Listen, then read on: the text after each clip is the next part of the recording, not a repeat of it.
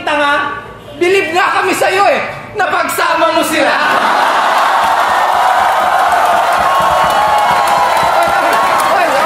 Oy, gago, joke lang. Wala namang mas tatanga pa sa'yo, Chris. Si Price na lang.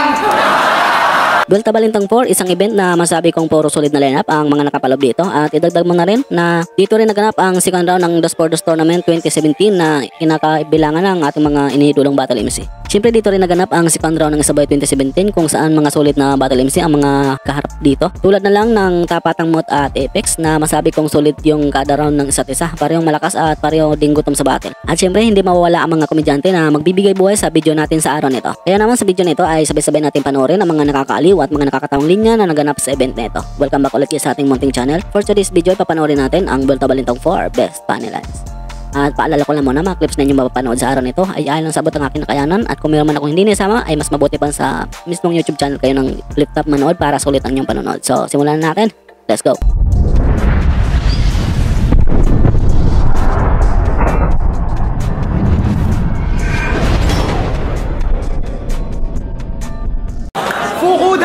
Fukuda! Ang Battle MC may pinakamaraming uka sa muka. Sobrang dami ng uka sa muka, 10 katao ang pwede maglaro ng sungka. Tangina, kahit maligo ka, di mo mararanasan magkaroon ng malinis na itsura. Kaya ka lang naman kinuha sa flip top para kay sa isang video, mamukhang makinis si Enigma. At iba tayo. Ito yung...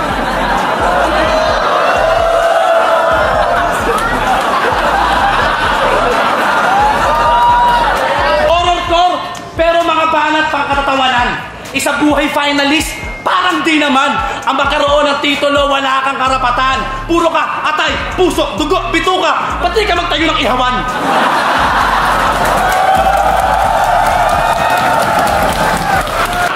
Gusto niyo ba ng real talk, mga boards? Nung grade 4 siya, napatae siya sa shorts. Oh, wag mong itanggi. May testigo ako ugok. Kinuwento sa akin ang kaklase mong si Apok. Totoo to! Totoo to! Mag-uuwian na nun pero di ka makatayo.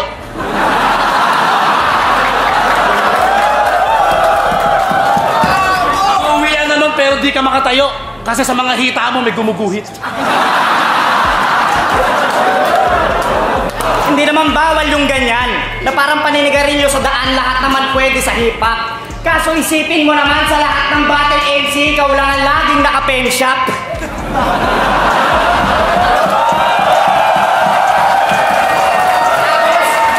Tapos may sapatos pa yung topsider, talagang rapper na damuho. Yung pantalon niyan, Forever 21, tas yung brief niyan, sandugo. Tangina kasi. Ba't pasigaw kayo ng sigaw? Ang sarap nyo saksakin ng pencil. Kayong dalawa nila. Kayong lang.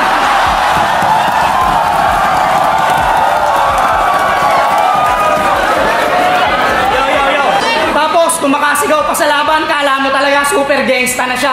Samantalang pagtatae ko sa gabi, nagpapasama sa mama niya. Oo, real talk yan. Huwag mo sabihin, hindi totoo. Bad trip na nga sa'yo, Air Max mo kasi sa tuwing tumatae ka.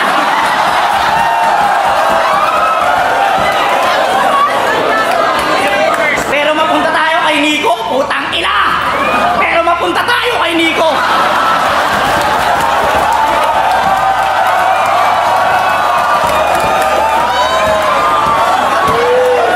Yo!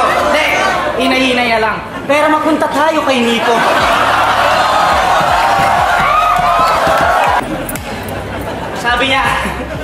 Sabi niya kay Jack, sobrang tindi niya raw para daw siyang naglakad sa simenteryo kasi lahat daw ng madaanan niya patay. Tarantado ka, babay. Natural, sa simenteryo ka dumaan, talagang lahat ng madaanan mo dumaan. Subukan mong dumaan ka ng Iapok, ng Baklaran, naku, magsawa ka sa buhay. Ako, Ito marami talagang nag-abang sa laban nito, lalo pat sobrang sikat at paborito ng mga tao sa flip top, walang iba kundi ang Tipsinyo versus Price Tag at Chris Delano. Marami nga umaasa na magkakampiyon ang Tipsinyo sa panahon nga na ito dahil sa malakas din ang tandem na ito dahil na rin sa pinagsamang jokes at bars na kilalang estilo ng dalawang ito. Naging effective nga rin ang estilong ito para itapat sa gangster rap ng Tempike. Habang ang Tempike naman nga dito ay sobrang seryoso at sinubukan nga nilang mamain ang team ng Tipsinyo. Pero kita nga natin dito na unang banat pa lang nga ng Tipsinyo ay alam na agad natin na kayang-kaya nilang ilaglag sina Price Tag at Chris Delano dito. Pero ito, trivia! Trivia! Alam mo ba na pag binaray ka sa ulo at balikat head and shoulder? Ha? Ulit balikat, head and shoulder? So pag binasag mo yung tito ko, Uncle Breaker.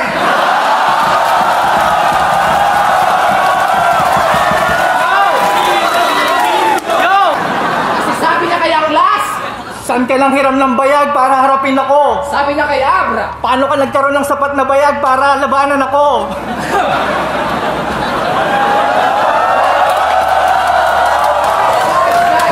guys, correct me if I'm wrong. If I'm wrong, correct me.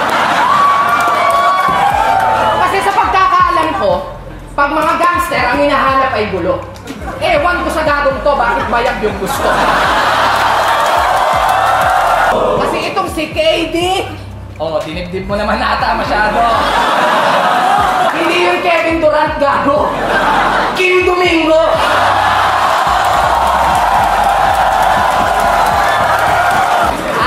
Usapang asawa,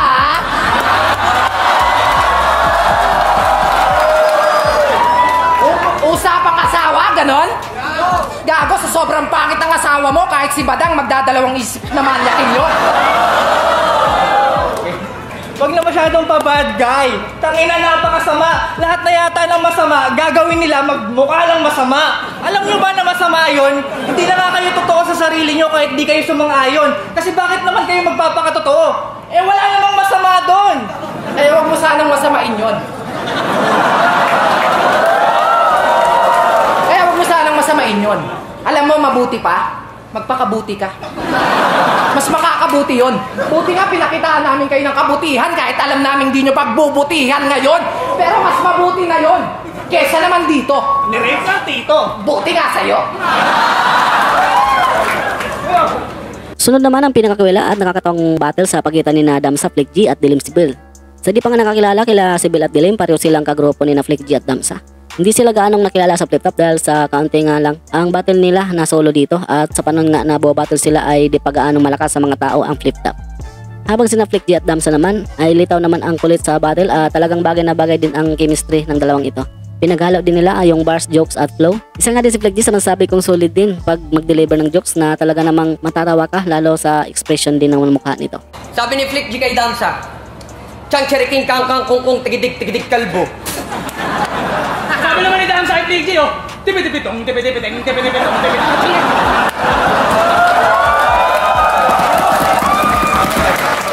Sabi naman ni Damsa ay Flick G, tipitipitong, tipitipitong, tipitipitong. Putang ina kayo! Nakakakonsume! Sino ba talaga influence nyo sa rap? Ha! Si Miguel Villamet! Dumi-dumi-dak-dak!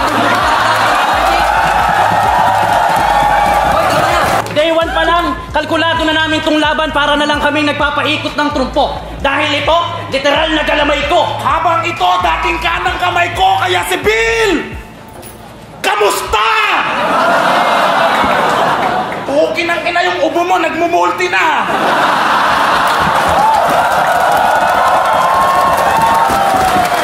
Diba, tattoo artist ka? So, ano pakiramdam na si Dilim nagpatato sa iba? Ang pangit mo kasi magtato. Laging sablay. Yung tinatuan niya ng apoy. Ano nangyari? Puta, yung apoy namatay.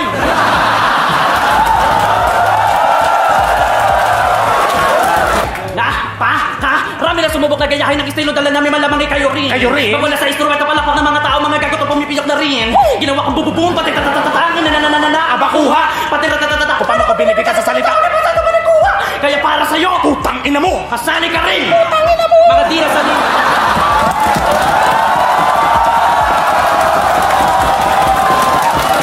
At syempre, dahil umabot ka sa part na ito at kung bago ka lang nakapasyal sa channel ko, inanya muna kita na mag-subscribe at pag-hit na rin ng bell button para lagi kang updated kung may bago kong ilalabas mga content tulad nito.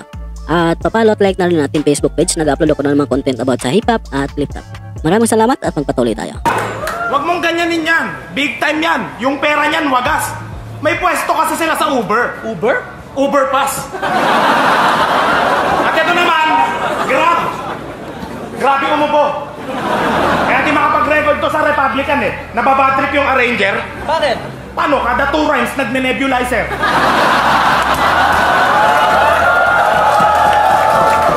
Hoy, Darkness! Simula nung dumating ka sa liga, Sunod-sunod na yung malas ni Enigma. partida, kahit di kayo magkita, basta nasa line-up ka. Walang kita. Dilim, dilim, dilim. Di ka ba nababagabag?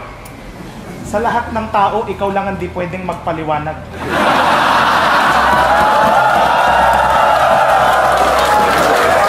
Kaya pansin mo, sa mga picture mo sa Facebook, wala nagla-like. Sobrang itim mo, lahat ng picture mo sa Facebook against the light.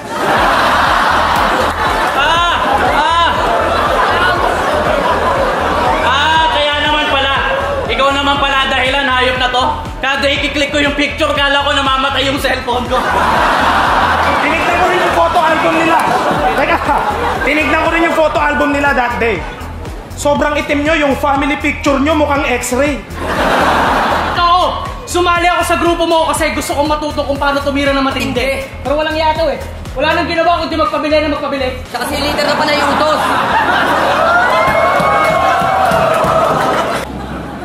Eto si Sibyl, lubog na yung panga. Whoop, whoop! Tatlong upo na lang, papanaw na siya. Whoop, whoop! At eto naman, sa sobrang itim. Whoop, whoop! Nagbilat siya sa araw, yung araw umitim. Whoop, Eto si Dilim, malupit sa lahat. whoop, whoop! Champion ng sunugan. Sunugan? Sunugan ng balat. At last, isa din sa mga solid na battles sa event nito ay ang Romano J. King versus Snub Maxford. Unang banat pa lang nga ng Team GR ay alam mo na ngang logi na agad ang Team MS dito dahil sa lakas talaga manggagaw ng Team GR dito. Although bubawi naman sila sa jokes sina Maxford at Snub, pero talagang nilamon sila ng Team GR dito. Kailangan natin itong si Romano at J. King sa bilang bully na battle MC sa mga nakakalaban nila. At idagdag mo na rin na sobrang lakas din mang trip at solid din kapag bumibitaw ng mga jokes.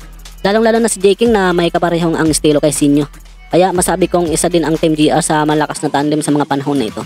At may bala ka pang mag-artista? Kaso sobrang tangayo. Pumunta nga to ng GMA para mag-audition sa Channel 2. Fuck you! Bakit sino ba yan, pre? Si Snub. Snub? Puta, pangalan pa lang, ang yabang talaga.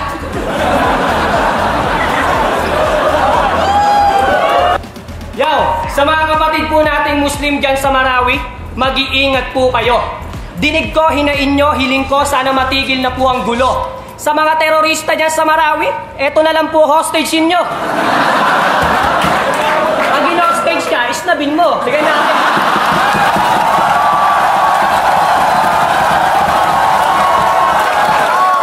At ikaw, Max, nag-a-addict ka pa rin. Halatang halata dyan sa mukha mo. Di mo gayahin yung kaibigan kong nagbago. Di ko nalang papangalanan si Romano.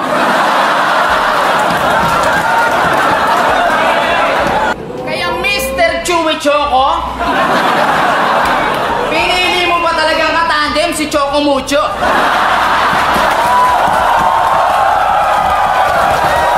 Ang galing nyo. Ang yawan ng tao, walang hintuan. Alam mo ba, J-King, hindi nakatok ng Oplan tukhang si Romano kasi bahay nila walang pintuan.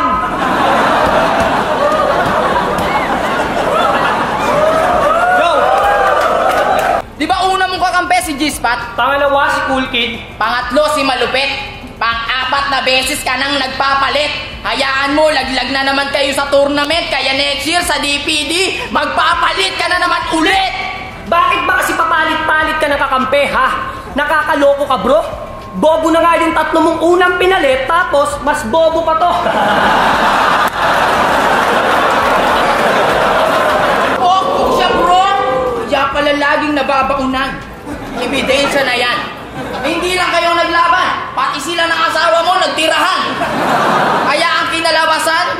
Saan? Yung kalahating pisngi, kamukha na ito. Yung kalahati, kamukha niya. Eto, aligit na. Kaya Enigma.